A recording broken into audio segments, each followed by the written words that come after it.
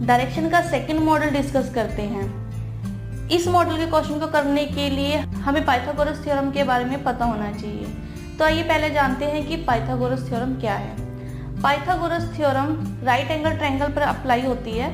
ठीक है, right angle triangle में एक एंगल जो 90 डिग्री का होता है, ठीक है, 3 साइड्स होती हैं। एक एंगल जो 90 डिग्री का होता है और एक साइड जो राइट एंगल ट्रायंगल के अपोजिट साइड होती है, उसको हम हाइपोटेन्यूज कहते हैं। तो यहाँ पर तीनों साइड की लेंथ होगी ए, बी एंड सी।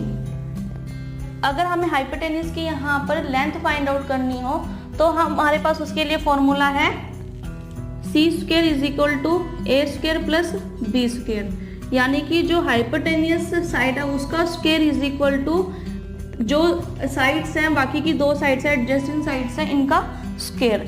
ठीक है, तो यहाँ हम इसको कह सकते हैं c is equal to under root a square plus b square. तो अगर हमें हाइपोटेन्यूज साइड्स फाइंड आउट करनी हो तो हम ये फॉर्मूला अप्लाई करेंगे। इस पर बेस्ड एग्जांपल करते हैं।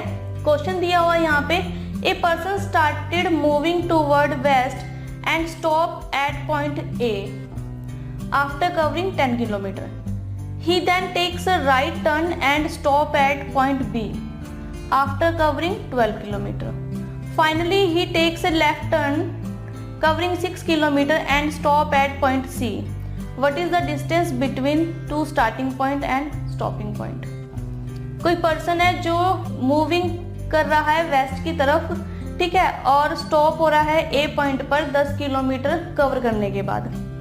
फिर वो राइट टर्न ले रहा है, उसके बाद स्टॉप कर रहा है बी पॉइंट पर 12 किलोमीटर कवर करने के बाद, और फाइनली वो फिर से लेफ्ट टर्न ले रहा है 6 किलोमीटर कवर करने के बाद, और वो सी पॉइंट पर स्टॉप हो रहा है। तो हमें डिस्टेंस बताना है स्टार्टिंग पॉइंट और स्टॉपिंग पॉइंट का।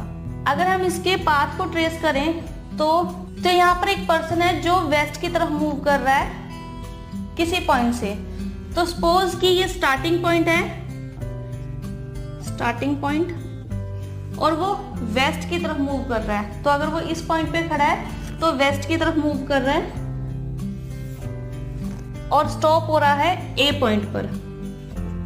ये ए पॉइंट है जहां वो स्टॉप कर रहा है after covering 10 kilometre. Then he takes a right turn.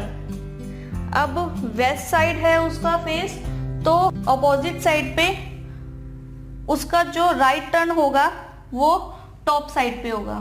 ठीक है, तो यहाँ पर जो उसका राइट टर्न होगा वो टॉप साइड पे होगा and stop B point after covering 12 kilometre.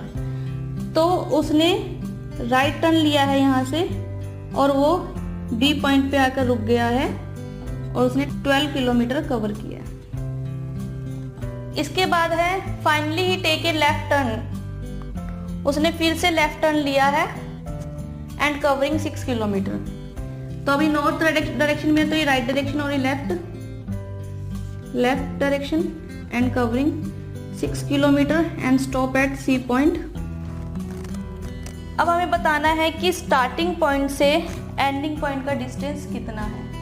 तो स्टार्टिंग पॉइंट यहाँ से शुरू किया था और एंडिंग पॉइंट ये है, तो यानी कि हमें ये डिस्टेंस फाइंड आउट करना है। तो यहाँ पर हम राइट एंगल ट्रायंगल बनाएंगे ताकि हम इसका जो डिस्टेंस है वो फाइंड आउट कर सके। तो इसके लिए हमें ये इक्वल करनी पड़ेंगी साइड्स।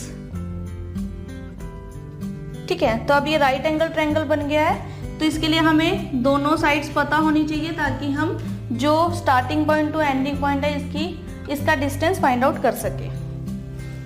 तो ये यहाँ से यहाँ तक 10 किलोमीटर है और ये 10 किलोमीटर के बाद 6 किलोमीटर है।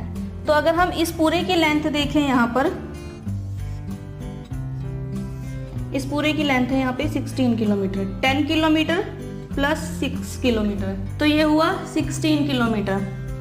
ऐसे ही अगर हम यहाँ इस पॉइंट से इस पॉइंट तक देखें तो ये इक्वल है, ये लेंथ यहाँ पर, तो यहाँ पर ये 12 किलोमीटर है, तो ये भी 12 किलोमीटर होगा।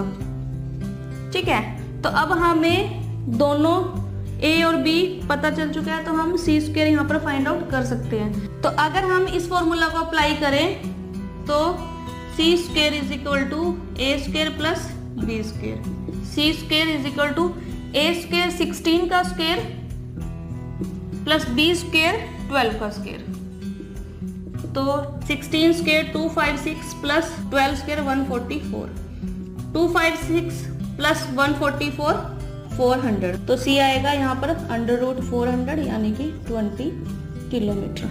तो इसका मतलब ये हुआ कि जो स्टार्टिंग पॉइंट से एंडिंग पॉइंट तक जो डिस्टेंस है वो है यहाँ से यहाँ तक 20 किलोमीटर। तो जहाँ पर भी अगर आप पाथ ट्रेस कर रहे हो और आपको लगे कि यहाँ पर जो है राइट एंगल ट्रायंगल से हमें लेंथ फाइंड आउट करनी है हाइपोटेन्यूस साइड की, तो हम पाइथागोरस थ्योरम की हेल्प से उसे सॉल्व कर सकते हैं।